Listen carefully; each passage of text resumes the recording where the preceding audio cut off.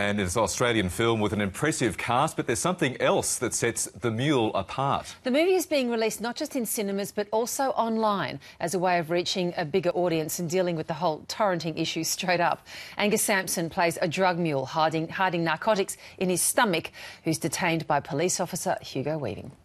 Did any of the boys take drugs over there? I don't know. What, no Buddha stick? Did you? No. Bit of hash? Anyone offer you drugs? Bit of coke? No. Ask you to hide drugs? Mum like a taste, does she? What? You sure? No, I've never had heroin. It was an end-of-season 40 trip. That's it. Who said anything about heroin? He did. Didn't you? You got something you want to tell us? Yeah, not to him, I wouldn't tell it. Angus Sampson and Hugo Weaving, welcome to News Breakfast. Good morning. Hi, Virginia. And thank you for joining us on, I kid you not, World Toilet Day. Yeah, we're very honoured to be here on World Toilet Day, aren't we? Yeah, we're flush. It's time. And off we go. Yes. Who determines World Toilet Day? Look, it's a serious matter.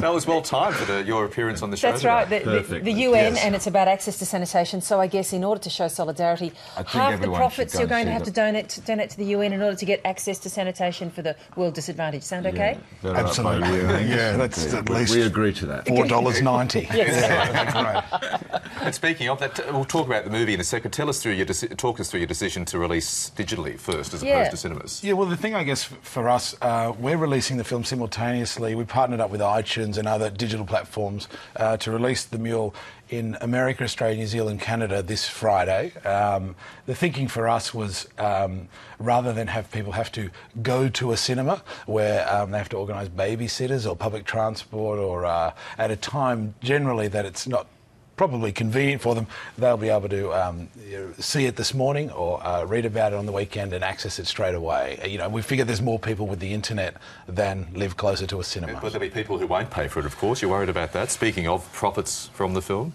Personally,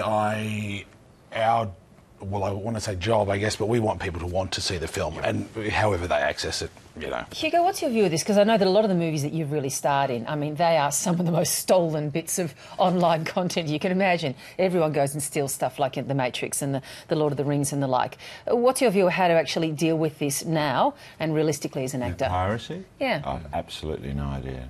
I really don't know. It's not something. Piracy is not something that I personally worry about, but I wouldn't have a clue what the answer was. And it doesn't bother you. It doesn't disturb you. You do your work, and I don't know what. The end of it. Yeah, it's not something that I can do a lot about, to be honest. And but it's obviously a big issue. I don't know what we do about it. Yeah, except you know, make things more available. Well, that's what I was wondering. Do your You're sort of going with the theatrical streak, release and a digital release at the same time, and then you kind of cut out that. Yep. That desire to pirate something before you're allowed to see it. You know? All right, well, Angus, let's talk about your gut. Yes, yes. I'm surprised I wasn't inspected on the way in here this morning. Bend over. I came out of the bathroom this morning and there was about 17 people waiting for me to leave the cubicle.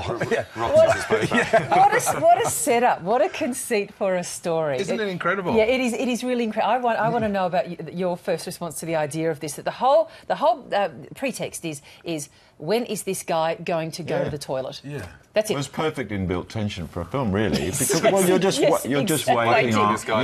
Yes. Well, we have our gentleman who's coerced into muling. He's informed that the police can only hold him for 7 days without evidence. Solid evidence at that, so to speak, and so he decides to try to hold on. And the premise sounds very broad and I guess scatological, but I guess what Lee Winnell and Hugo and Noni Hazelhurst and I and the rest of the cast have tried to do is, could we make a suspenseful film about waiting for somebody to pass? And also a dramatic film, Hugo, that's not just going to be a whole series of poo jokes. That's the thing. I mean, actually build in suspense, but drama. I mean, real drama too. Well, when I first read the script that Angus co-wrote, it felt like these were real people, but at the same time, and they're very obvious types, but they're very specific, detailed, individual human beings. So, and it made me laugh my head off. So it had all those elements right from the word go. It was very funny, but at the same time, actually, you find yourself laughing, but Wincing? It's not really funny at all, you know. It's actually, you know, nasty things happen in this film, so it has a great balance of tension and humour, I think. And Really watching, smart. picking up on what Hugo says, watching it, Angus, it's a bit Fargo-esque to me. How much was it based on the Coen brothers, that film? Lots of really violent deaths, lots of dark humour. Dare we dream that we're spoken of in the same, I guess, buffet as those folk. But look, I must say, we were thrilled, I guess, to attract the type of cast that we did. We wanted to set it against the 1983 America's Cup. We were really curious about the connection between sort of nationalistic posturing and people who are full of, you know, fecal matter, I should say. So it was... You've got to be so careful, don't you? Yes, On the program, particularly at breakfast. That's right. Hello, kitties. Bear that in mind. When everyone's sort of heading in that direction, OK, I'll leave that there. Look, this is it seems to me, I keep saying this to Australian artists as they join us on the couch, directors and actors and writers.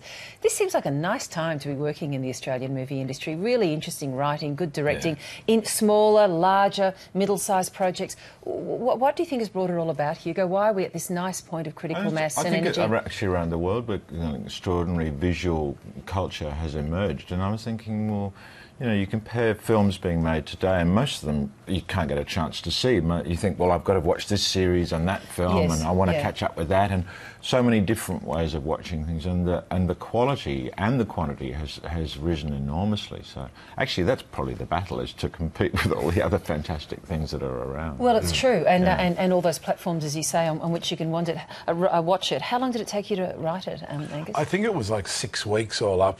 Myself, Leah and Lee Winnell wrote it based on a script by Jamie Brown, and because he lives in LA, it was kind of few and far between when we actually got together. So the one constant was we wrote it at 3 different sort of beach shacks, and we were like, oh no, we're working, we're writing, we're writing. Their life.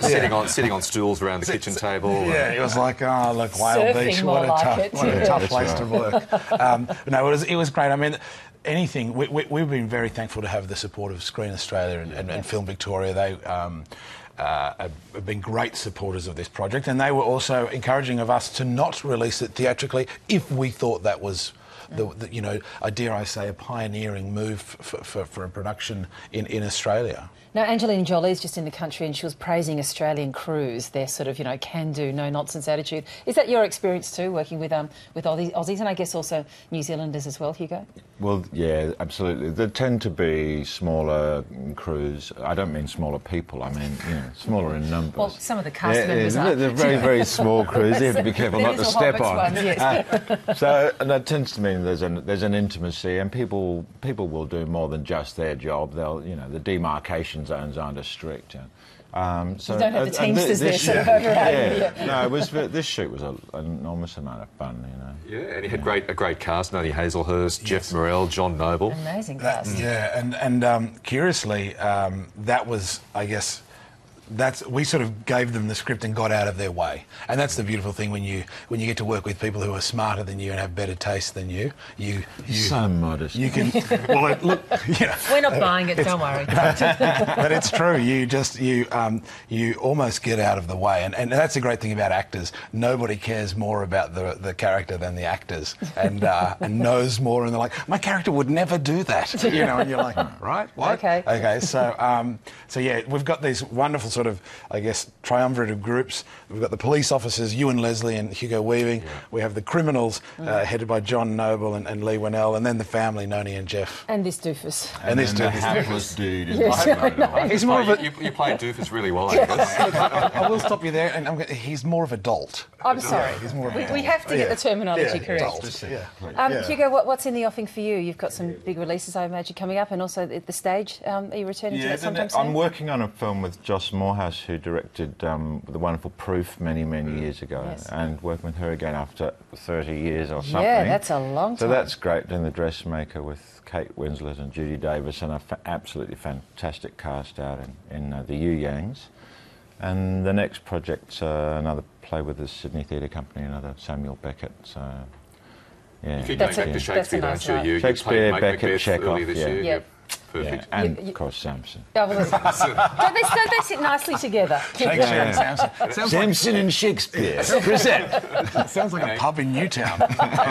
You've been very busy of late. You've been on a Channel 10 drama and Yes. various other shows, the Insidious films. Any more of those coming out? Yes, we just we're in post on Chapter 3, which is a prequel, and that comes out on the 29th of May. I've got Mad Max Fury Road coming out on Yes, the 15th. we've been reading about lots of that. people waiting for that one. Yeah, that was a real thrill, and also another film opposite Portia de Rossi called Now Add Honey, which is directed by Wayne Hope and Robin Butler, ABC's own. We really chose the wrong career, didn't we? That we sounds did. like a whole lot more fun. Much more fun. And much more interesting time wasting as well. Look at your view. I mean, we don't have this view. Yeah, the view behind us is really nice. And it's always sunny.